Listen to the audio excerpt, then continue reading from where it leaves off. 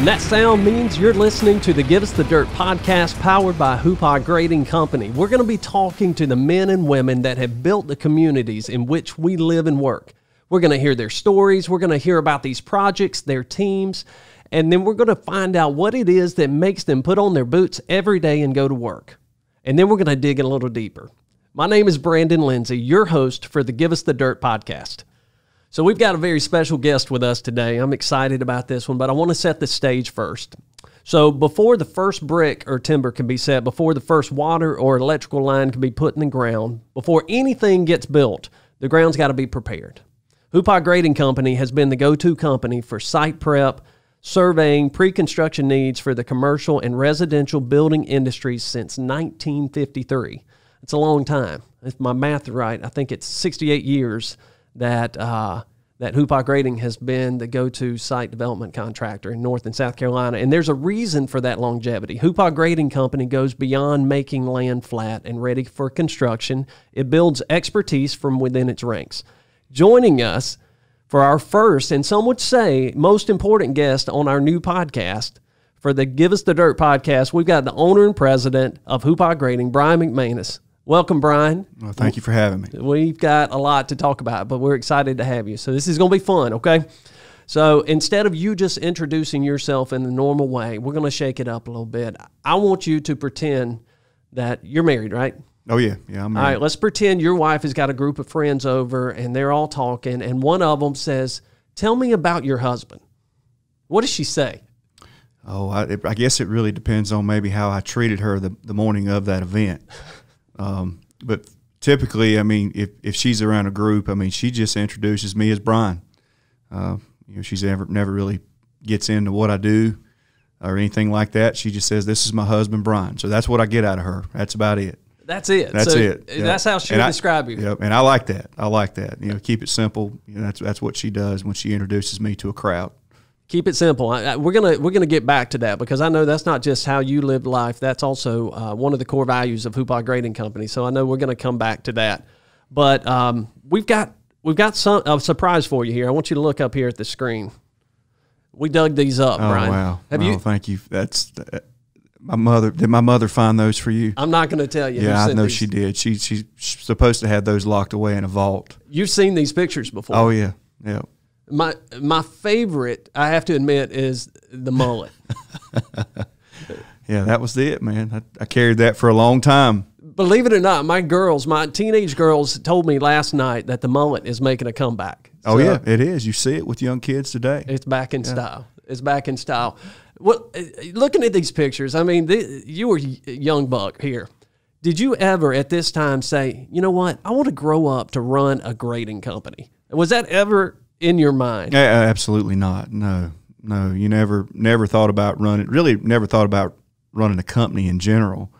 I can tell you though, it's neat that you bring up that little three-wheeler there in the middle picture.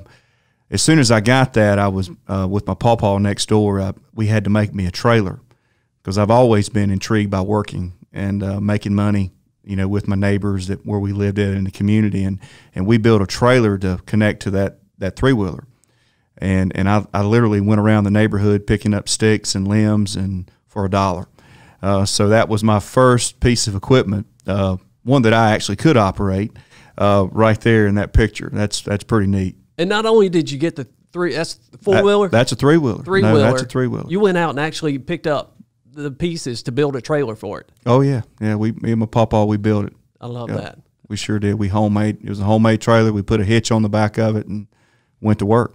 So walk me through that. Tell me, how does someone like you go from this right here, from these pictures, to where you are today? And I know that's a loaded question, but walk me through the journey of how you got introduced to the grading company and specifically Hoopah Grading Company. Oh, wow, Brandon, that's a long story, but I'll try to. I think I have to start at a very early age and maybe my teens. I mean, but first of all, I've always been one that liked to work. Matter of fact, sports for me was kind of second.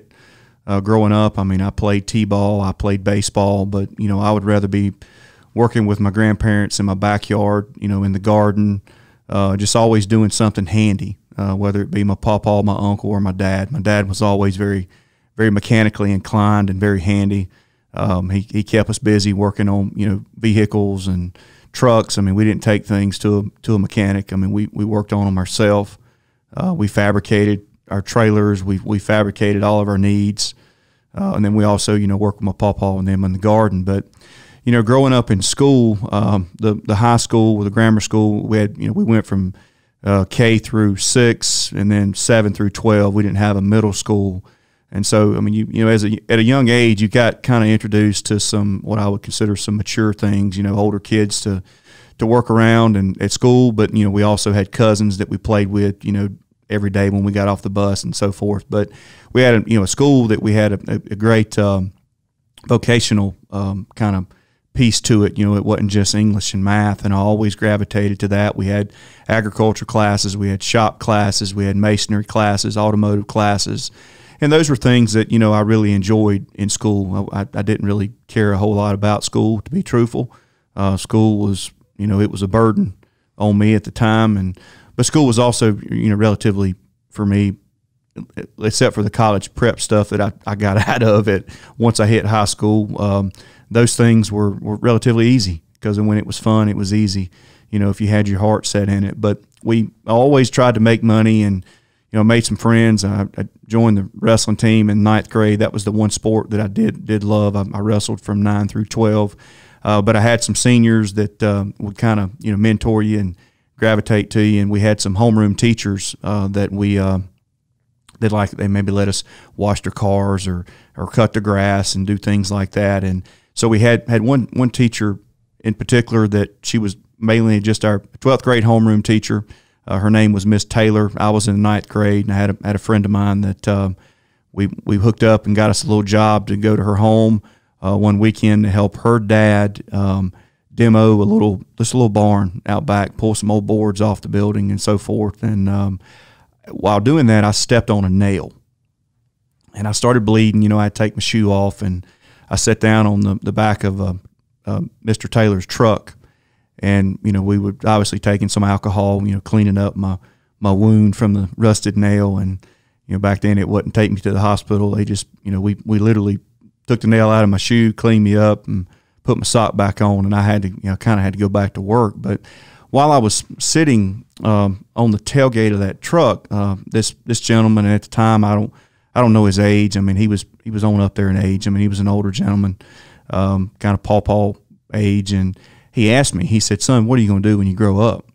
And I had never really had anybody put me on the spot like that. Even as a young kid, it was always, and I think my response was, "I don't know, I'm going to work." How old were you at that time? I was 15 years old. Okay. 15. Let's see, 9th grade. Yeah, I would have been 14 at that time. I didn't turn 15 until May after wrestling season. So I was 14 at that time, and I said, "Sir, I don't know what I'm gonna do." And so he literally had a yardstick. Today you would reference it as a meter stick, and he pulled it out and he said, "You see all these black lines on this yardstick?" I said, "Yes, sir." And he said, "Have you ever heard of civil engineering?" And I said, "No, sir, I hadn't. I don't know anything about it." And he said, "Well, for every line on this yardstick, that is a job for you if you go into civil engineering once you get out of high school." And I said, "Really?" He said, "Really." That was it. No more conversation with him. Got off the truck, went back. We did our little job that we had to do that day, finished it up, and I never thought any more about the conversation that I had with Mr. Taylor at that time. No more. The rest of my whole high school career. And I got ready to graduate high school. Mom and Dad, were textile workers. They both worked for Springs Industries, and they really wanted me to go on to college. I probably could have got out and worked for Springs or some of the local factories in Lancaster, but Mama and Daddy both wanted me to go on to school, and I said, "Well, I'll give it a shot." And so I didn't make any major universities. Didn't try again. I didn't really apply myself very well in high school. I did what I needed to do to get by.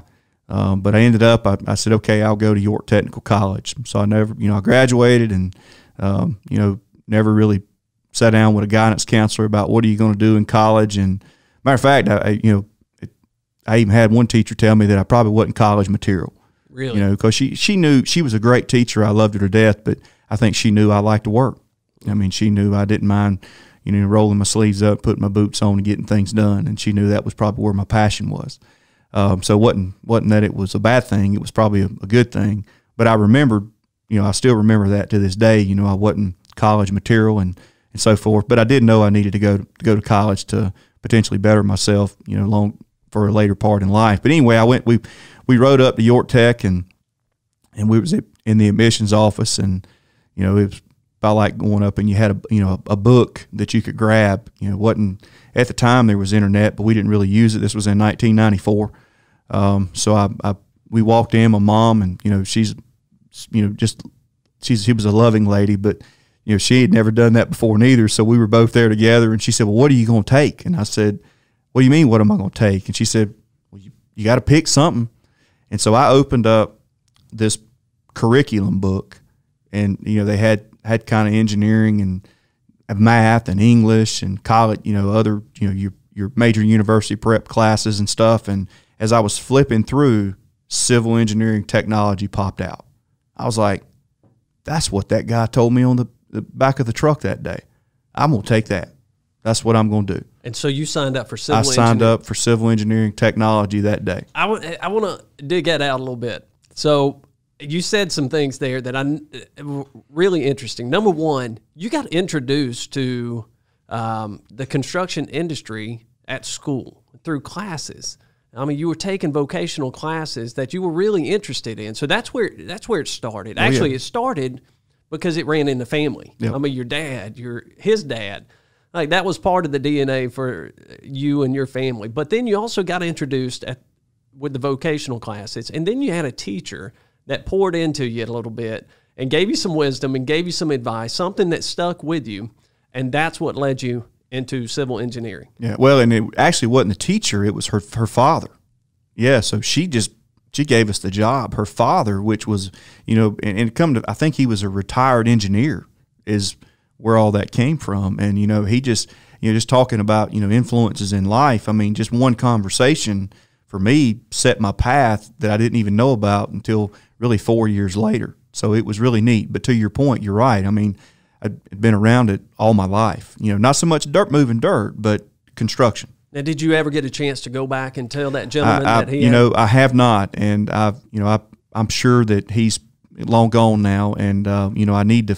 And I don't know where Miss Taylor is, but probably after this podcast, maybe I need to find her, because I know there's someone at home that if this would be a touching story, I think, for her, that her father had a huge influence on what I ended up doing in my career. I love that. I love that. And, you plant those seeds. You never know if they take root, but what a great story. Yeah. So you go to school, you get a civil engineering degree. Well, I go to school, I go to York Tech, and it's a 3-year technical degree. It's not a Bachelor of Science. And then I had a professor there, and his name was Jim Fitzpatrick. And this guy was just an awesome professor. He was a retired Monsanto engineer, Auburn graduate.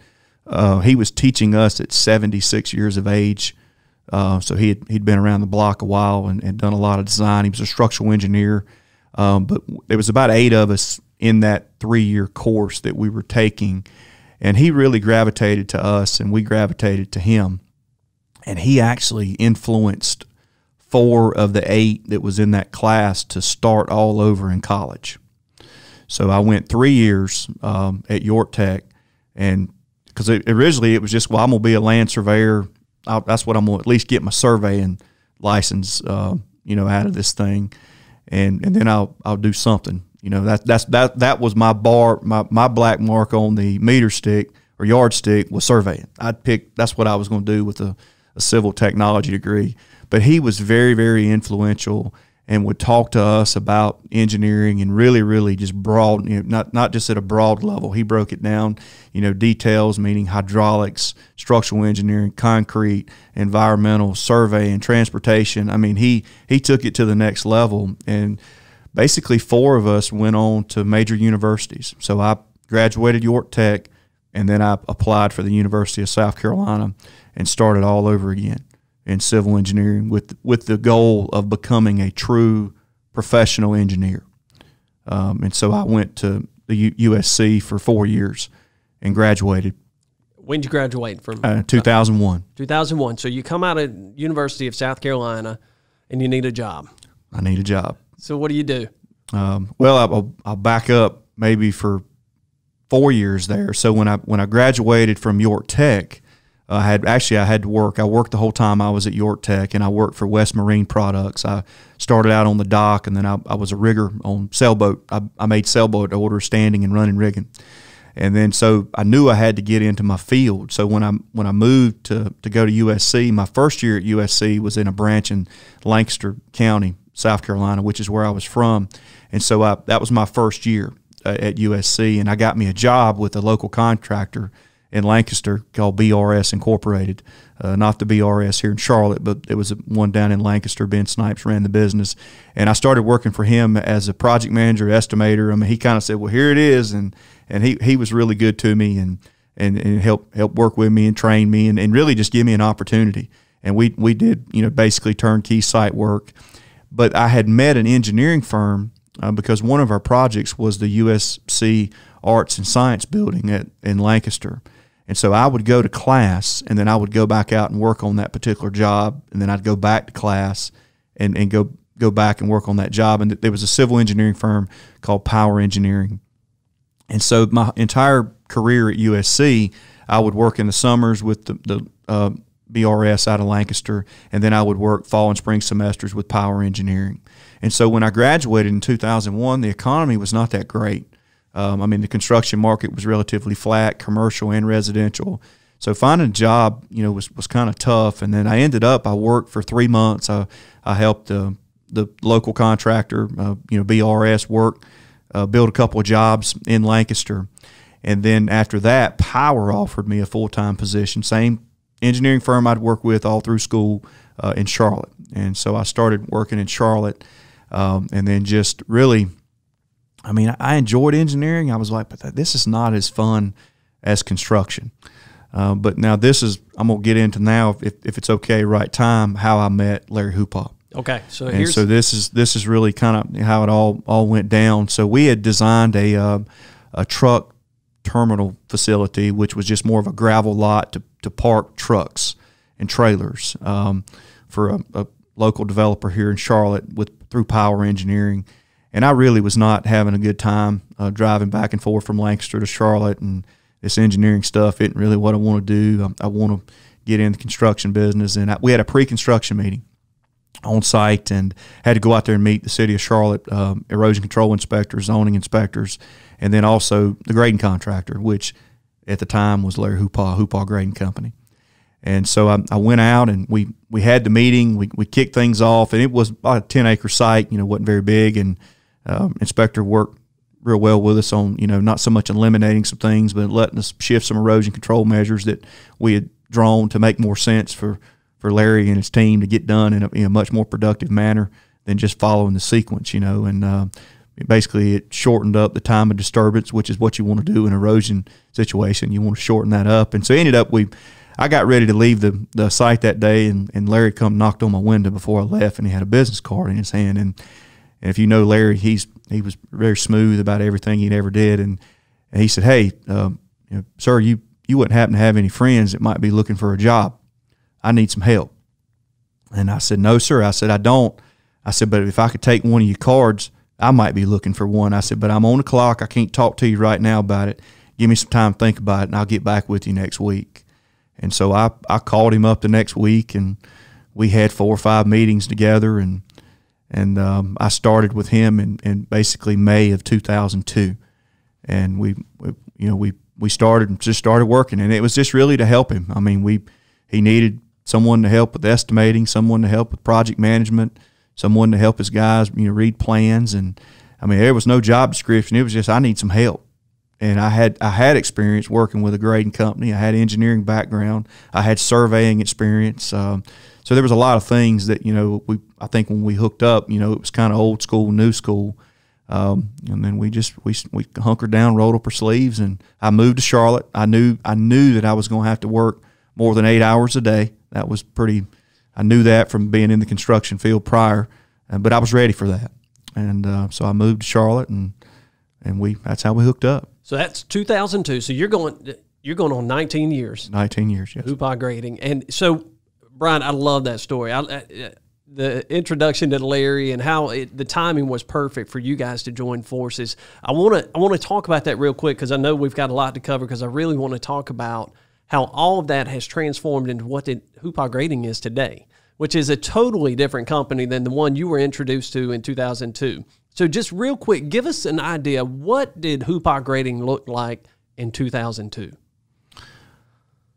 Well, I mean, from a size standpoint, there was 15 of us. So if you took me and Larry, and we had one office individual that took care of everything in the office, payroll, HR, I mean, everything that had to be taken care of in the office. We had, one lady, that was Roberta. And then Larry, me and Larry were the field. Larry was the project manager. He was the senior superintendent. He was the equipment buyer. I mean, he did it all. I mean, he was doing it all. And then we had, roughly 12 operators. And we had one mechanic, one fuel truck driver, and 10 operators. I mean, so that was the company. And then we primarily at that time, we moved just dirt. Now Hoopah was a little bit larger than that prior to 2002 when his dad, Dan Hoopah, was still living. They were a little bit larger, but they downsized with the economy and the passing of Dan. But that was what it looked like. I mean, we moved dirt. I mean, we didn't lay much pipe. We mainly moved dirt, and we chased dirt on commercial projects. I mean, that's the work that we did. But it was one little office complex and a little equipment yard where the lowboy parked, and I mean, so it was a lot. I mean, we did, with that group, we did a lot of work, and we had a lot of fun, had a lot of great guys there, on our team. Oh, I love that. And so just for reference, let me see if I've got this right. Today, so in 2002, you were at 15 people. Today, you're give or take one or two, around 575 team members at Hoopah Grading Company. And the services that you provide are totally different than what they were back in 2002. Now, you're not only doing mass grading, you're doing concrete, you're doing fine grading, you're doing utilities, you're doing erosion control, you're estimating, surveying, a ton of other services. Totally different. It is. No, it's a totally different setup, and then what we provide, to our customers, services is very diversified, but much more. So, Brian, that's some significant growth in 19 years. That's amazing, to be honest with you. So, with that growth, right? That growth can be exciting, and that growth can be difficult. What were the hardest parts for you as an owner with this growth that you've experienced over the last 19 years? What's been the hardest part of that? That's a tough question. I generally don't look at things as being too difficult. You just kind of got to roll your sleeves up and get in there and get them done. But I will say probably the hardest part was me changing, as a leader, that knowing that what may have worked in one situation when you had, say, 50 or 60 people, it doesn't work when you've got, 70 or 80 to 100. I mean, it seemed like every 100 or so that you hit, it was a game changer. It changed your management style, your leadership. And then you had to you had to give up a lot of stuff. So really, just letting go of the things that, you would have close and dear to your heart. And in some cases, Brandon, what you really love to do.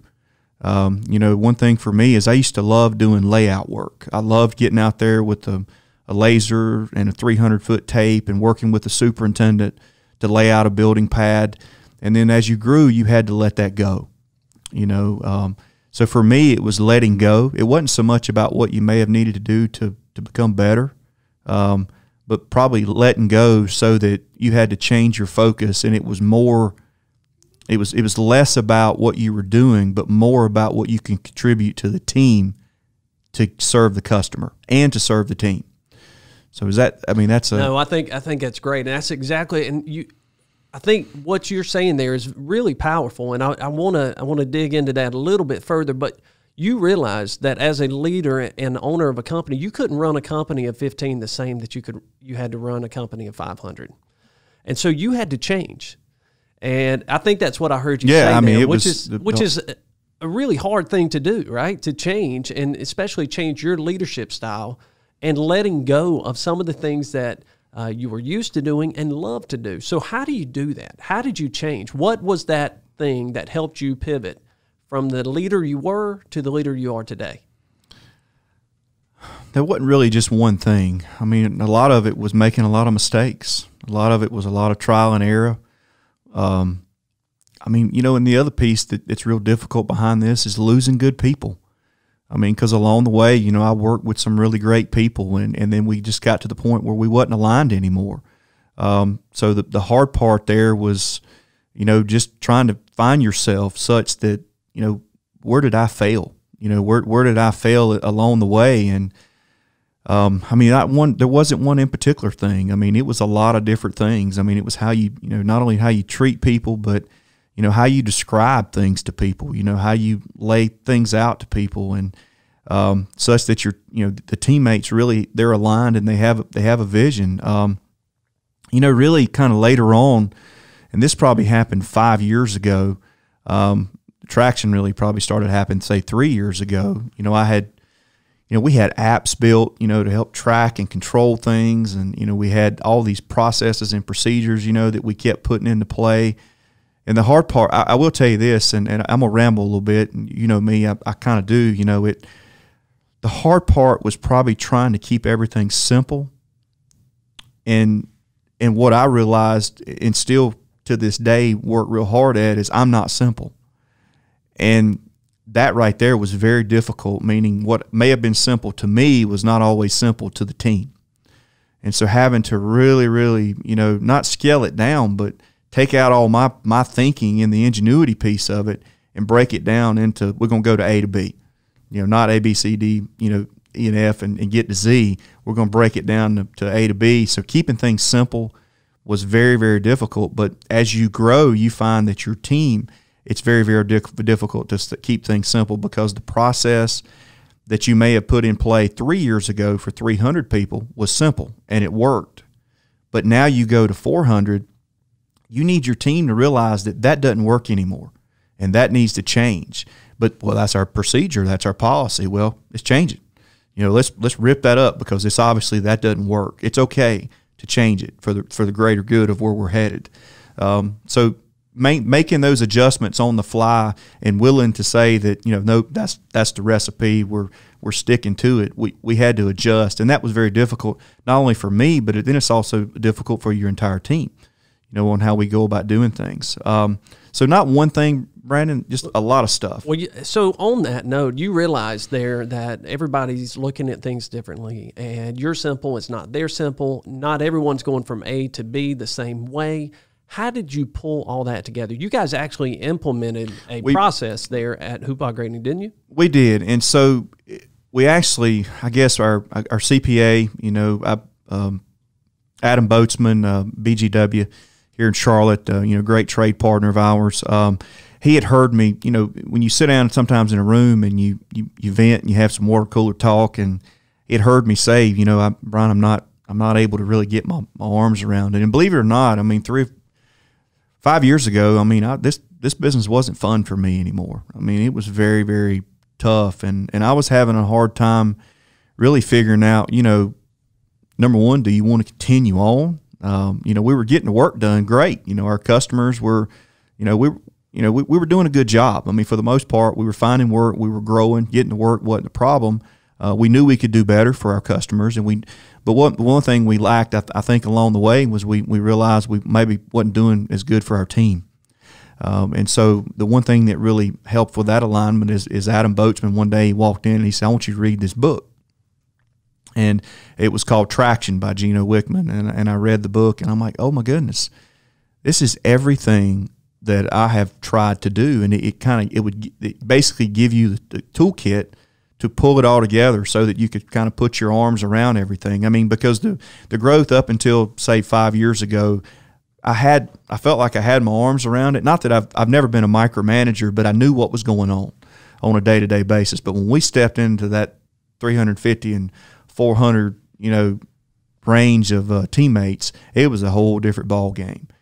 So you needed controls, you needed scorecards, you needed to have metrics, you needed to know where you were. The team needed to know how they were doing. They needed the support. But taking the reading the book, and then we did some implementation with Adam Boatsman with EOS, the Entrepreneurial Operating System, and that's through Gino Wickman and the book called Traction. We really started getting some traction, and we actually, and the key to this whole thing was we sat in a room for a couple of days, and the implementer, just like, well, what makes you tick? What makes you good? And we had never really laid out a set of core values. We never had a vision. We thought we had grand business plans with our growth, but we really didn't. And so what we did in 2 days, we literally looked at probably 60 or 70 teammates that we have on staff and said, why are they the best? Why are those men and women the best in this company? And we wrote all sorts of acronyms and I think we had 40 or 50 words, and we wrote the definitions beside them, and then we established our core values, and then the light just came on. Then it's like, oh my goodness, it's not really about all the processes, it's not really all about the type of job that we're doing. It's about the team, and it's about the people that we have here, and we come up with our core values. We do what it takes: integrity, respect, dependable, and keep things simple. And basically that become the foundation of the company. And then we also laid out our 10-year goal, our 3-year picture, and our 1-year picture to achieve our 10-year goal. We did that literally in 2 days, and that hadn't changed. We actually adjusted that this year because the end of 2020 was our 3-year picture. So we did adjust it, and you achieved those goals. We did. We achieved every goal. That's great. We were laser focused on what we needed to do as a company, and we grew along the way. Growth was never in there. In the goal, it was never to grow. It was never about bottom line growth. It was never about top line growth. It was about, we have to be better together. And then once we realized that we could be better together and have traction as a team, and then we said, well, if growth is organic through that, then that's okay. But it's not about the numbers. It's about let's make this thing fun again. Let me dig into that real quick. And first off, I want to say that quality that you had, the same quality that Larry Hoopah had in 2002 when he realized this thing, I can't keep my arms around it anymore. I need help. I need to bring someone else in. I think that's one of the greatest qualities you can have as a leader, to be willing to accept that, and then to be willing to make a change and to empower the people around you, the team, to be able to help run the business and grow the business. And so I think I admire you for that. I think that's a great quality as a leader. I also, you talked there, you said it wasn't about growth. You'd lay out this vision for 10 years, and then you break it down to 3 in 1 year, and growth wasn't part of the equation. You guys have a saying at Hoopah Grading Company that best is the standard. Tell me what that means, because I think you touched on it a little bit there when you said we're not looking at growth. Yeah, again, we tell the teammates, we're here to serve our customers, and without our customers, we don't have a team. Just period. That's kind of the way the world works. But with that, in serving our customers, we cannot lose sight of the fact that we have to treat each other the best we can. We have to work together. We have to respect one another. We have to teach one another, and we have to change with one another as the projects, as everything changes. You got different personalities. Everybody's different. Everybody gives information differently, and everybody receives information differently. So, we really, really dialed in and focused on the team. And they're the heart and soul of the company. And it takes everybody to run the business. We're out there getting the work done, but it ain't just that one item that you're seeing, checked off that day. There's a lot of support and stuff that goes along with it. So, being the best for us is just being the best. And it's really being was you your best today? You know, I tell my son that all the time. I mean, he sometimes he rattles back at me, but I'm like, was you your very best at making that decision? You know, and when you ask people that, most of the time everybody's going to give you a very honest answer. No, I could have done better.